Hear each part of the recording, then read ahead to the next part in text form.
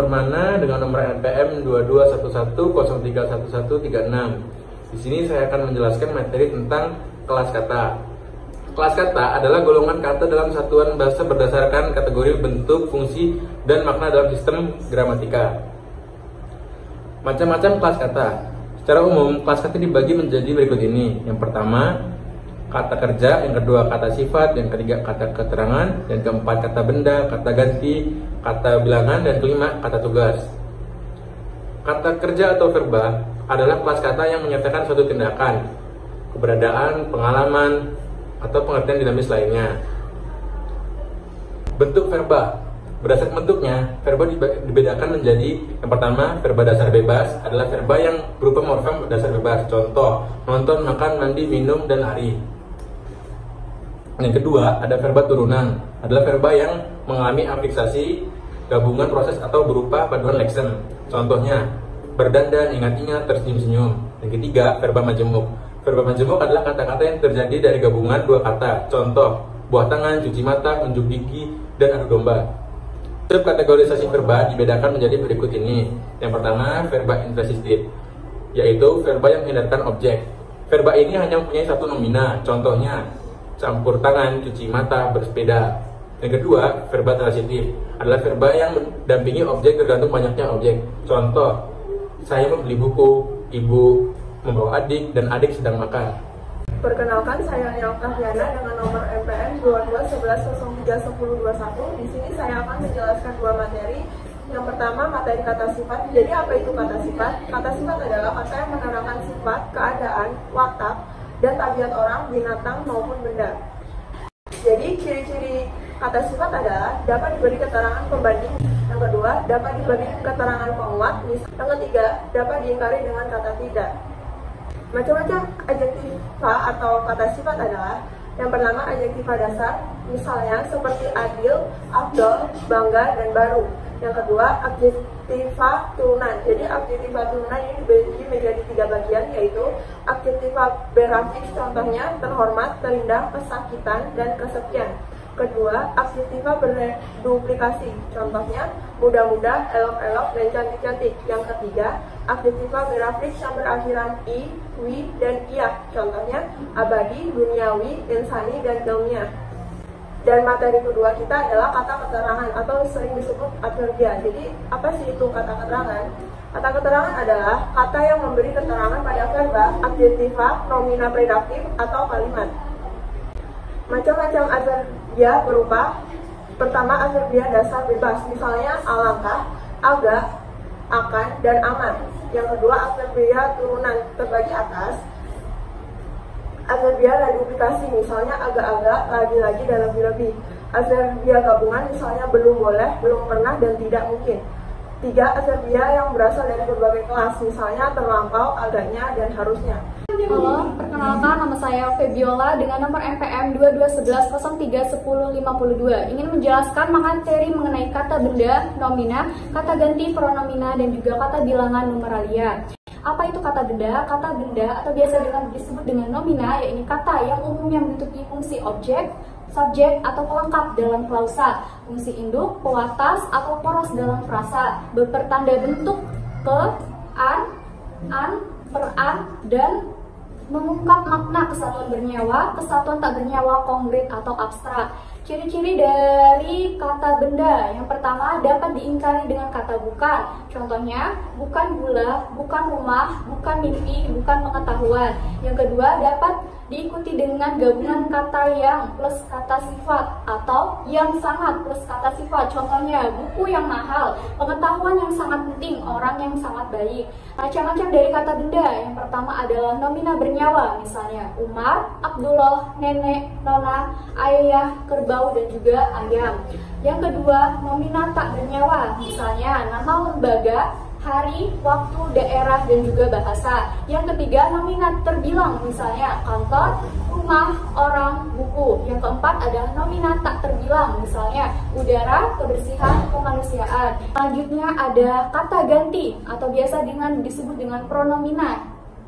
Adalah jenis kata yang menggantikan nomina atau frasa nomina. Contohnya adalah saya, kapan, ini, salah satu fungsi dari pronomina adalah untuk menghindari pengulangan kata dalam satu kalimat. Sebab pengulangan kata yang berlebihan dapat menyebabkan kalimat menjadi tidak efektif. Contoh dari kata ganti pronomina yang pertama adalah pronomina persona yang terdiri dari pronomina reduplikasi, misalnya kita, dia, dan beliau.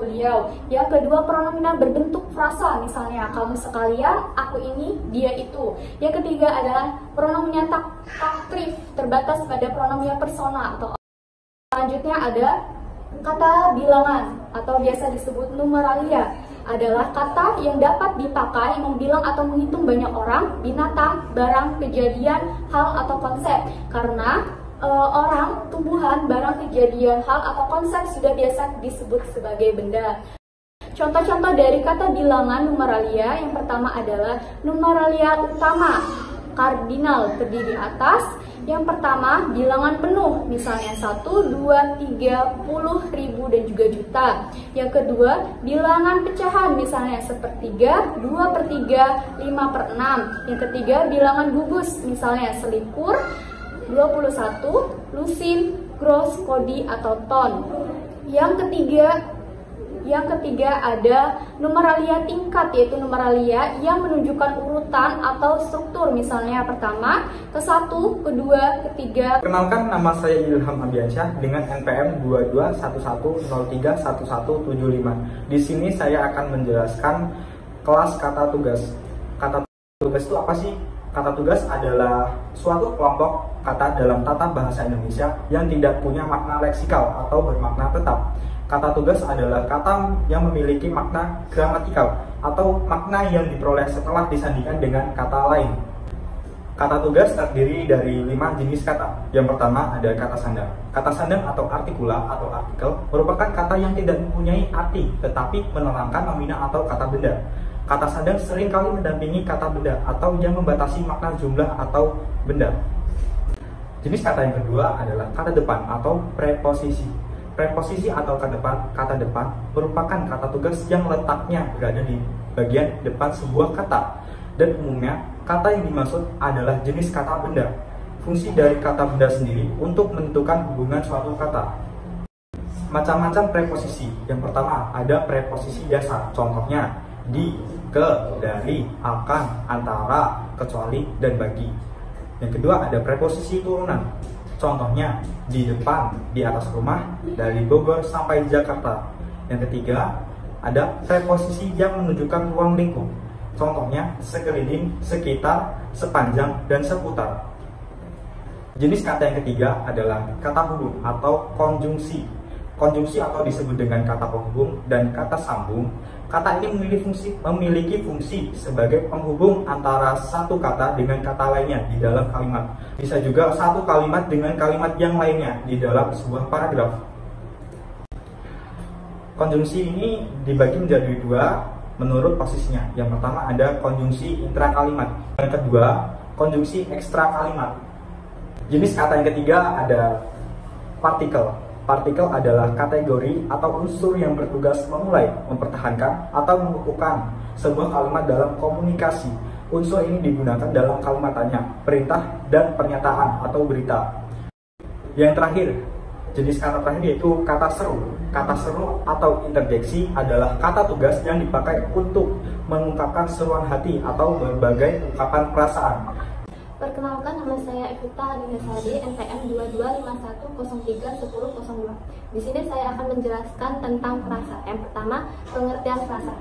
Berdasarkan Kamus Besar Bahasa Indonesia, frasa diartikan sebagai gabungan 2 kata atau lebih yang berkaitan non-predikatif atau yang berkaitan dengan predikat.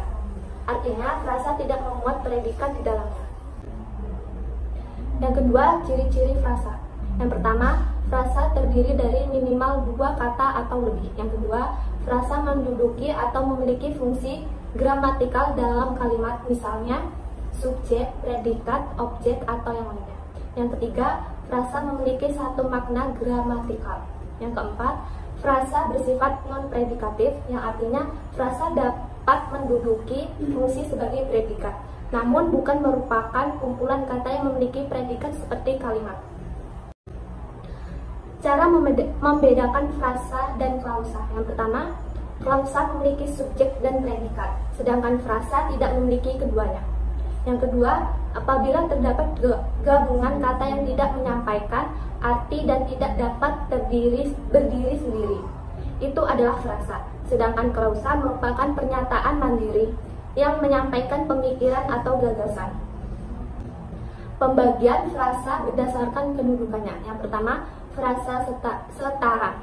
Frasa setara merupakan frasa yang memiliki hubungan antara unsur setara. Contohnya, keluar, masuk, hitam putih, maju mundur, depan belakang, tua muda. Yang kedua, frasa setara bertingkat.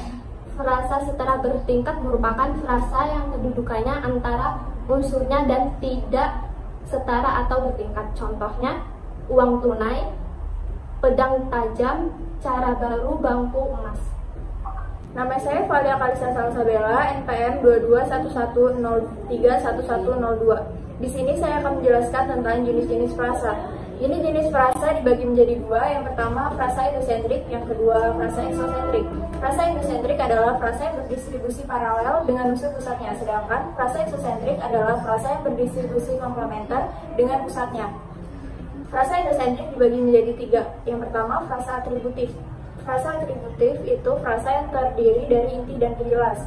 Sedangkan frasa koordinatif adalah frasa yang terdiri dari unsur pembentuk yang kedudukannya sama.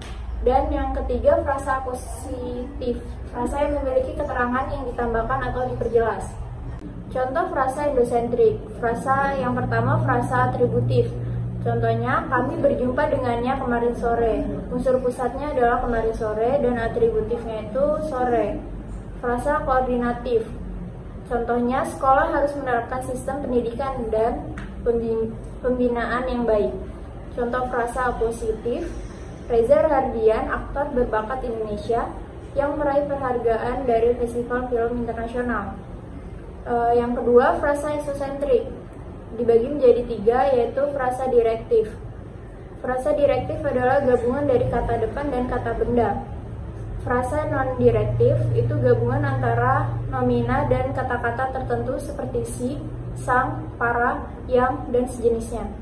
Frasa konektif, gabungan kata kerja atau kata sifat atau kata benda dengan kata lekas, segera, saat, akan, hendak, dan lain-lain.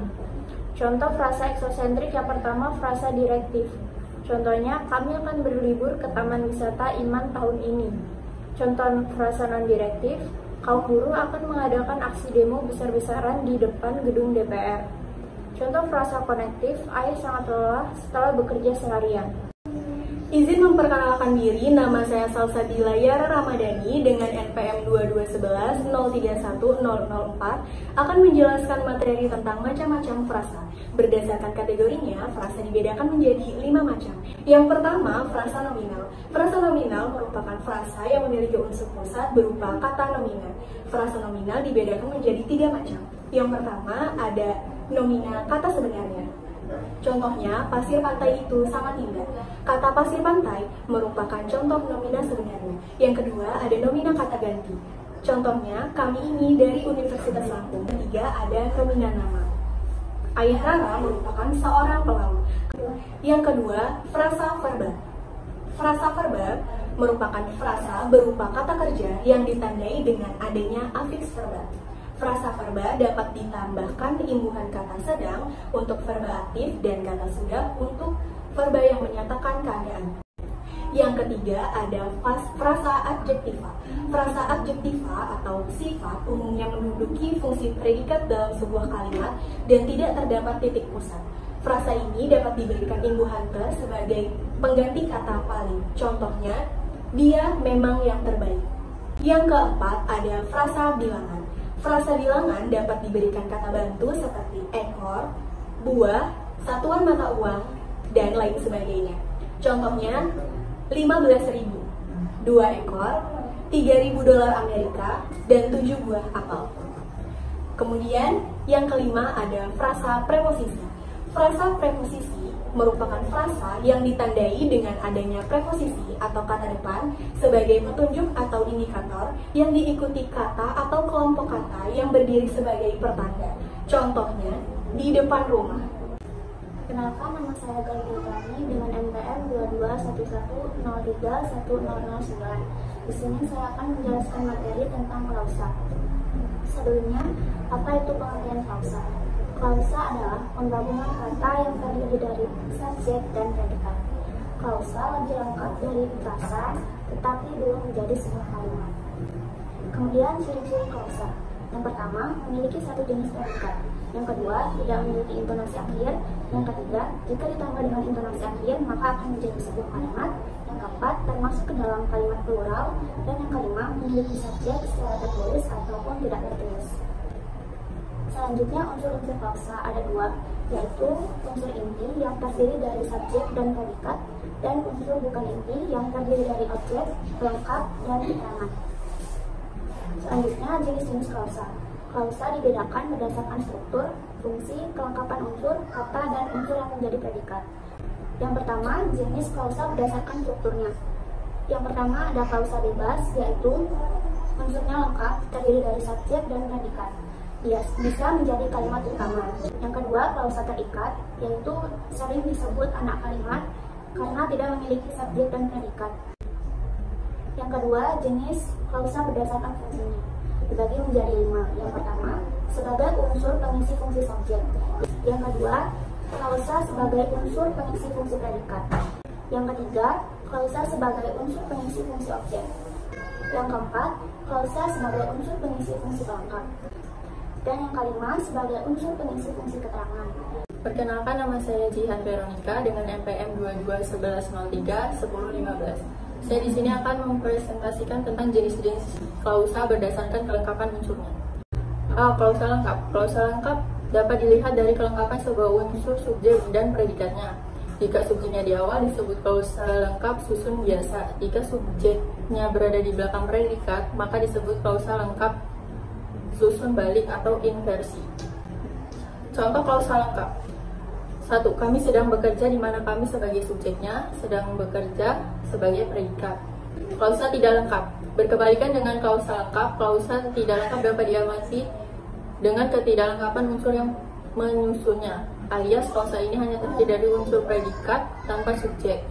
4. Jenis klausa berdasarkan kata negatifnya. 1. Klausa negatif adalah klausa yang memiliki kata negatif seperti tidak, bukan, dan jangan.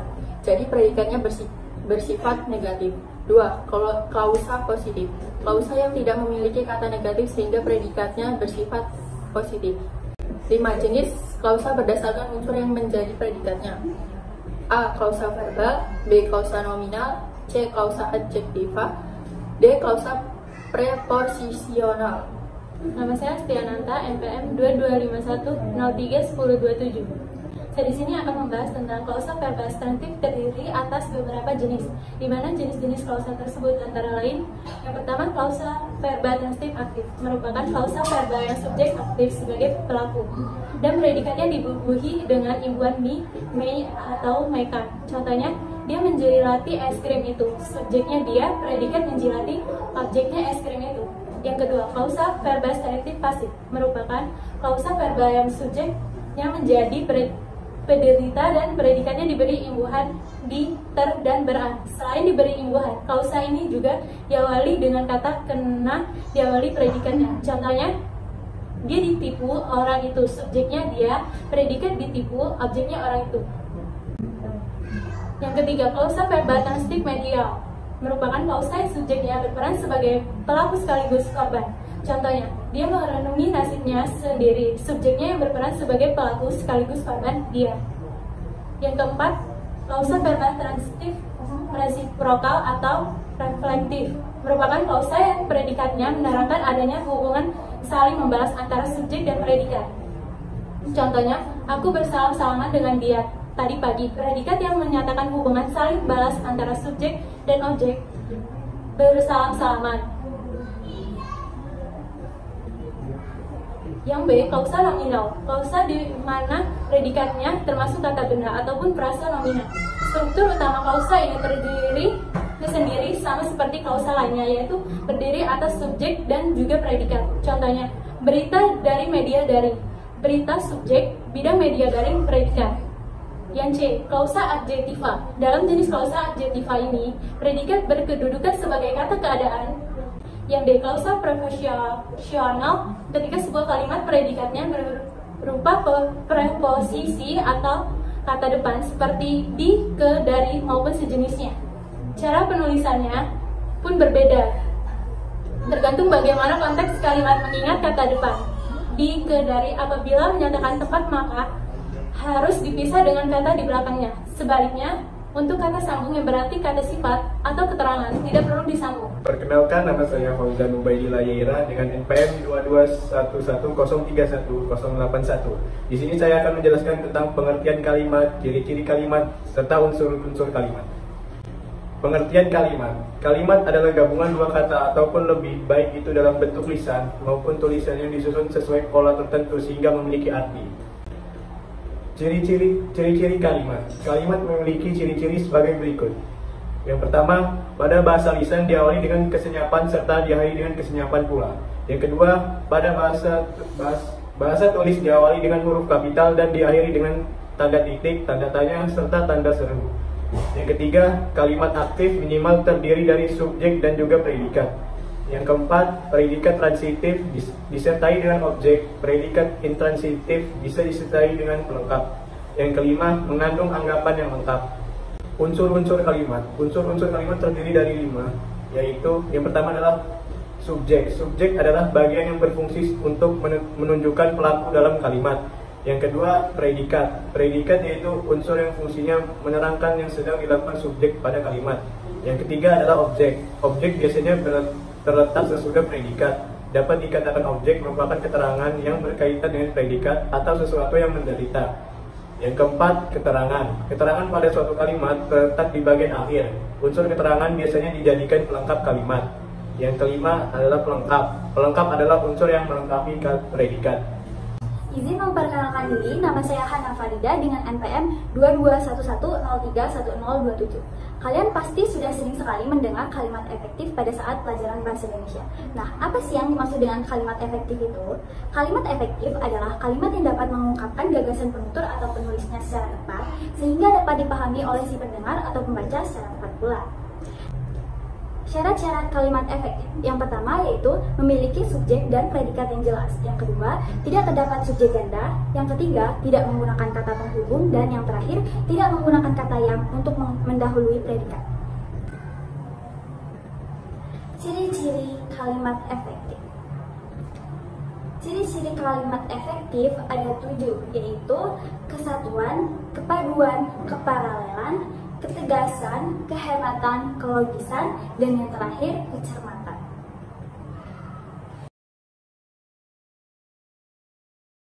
Perkenalkan, nama saya Siti Adira Media dengan NPM 2211031054. Di sini saya akan menyampaikan materi tentang jenis-jenis kalimat. Jenis kalimat berdasarkan bentuk dibedakan menjadi 2, yaitu kalimat tunggal dan kalimat majemuk. Kalimat tunggal adalah kalimat yang terdiri atas satu klausa atau satu susunan struktur, subjek, dan predikat. Contoh kalimat tunggal adalah Andin sedang membuat surat lamaran. Yang kedua yaitu kalimat majemuk. Kalimat majemuk adalah kalimat yang terdiri atas 2 atau lebih kalimat tunggal. Kalimat majemuk dibedakan menjadi 2 jenis, yaitu kalimat majemuk setara dan kalimat majemuk bertingkat. Kalimat majemuk setara adalah kalimat yang memiliki 2 klausa yang kedudukannya setara. Contohnya yaitu Santi menjahit baju dan Yuli membuat jus. Yang kedua yaitu kalimat majemuk bertingkat. Kalimat majemuk bertingkat adalah kalimat yang terdiri atas induk kalimat dan anak kalimat. Contohnya yaitu ketika hujan turun, Hermawan masih berada di atas bus. Yang kedua yaitu jenis kalimat berdasarkan isi. Dibedakan menjadi 4, yaitu kalimat berita atau kalimat deklaratif. Yang kedua yaitu kalimat tanya atau kalimat interrogatif. Yang ketiga kalimat perintah atau kalimat imperatif. Yang keempat yaitu kalimat seruan. Yang ketiga berdasarkan pengucapan. Berdasarkan pengucapan, kalimat dibedakan menjadi 2, yaitu kalimat langsung dan kalimat tidak langsung. Yang keempat yaitu kalimat berdasarkan fungsi subjeknya. Dibedakan menjadi 2, yaitu kalimat aktif dan kalimat pasif.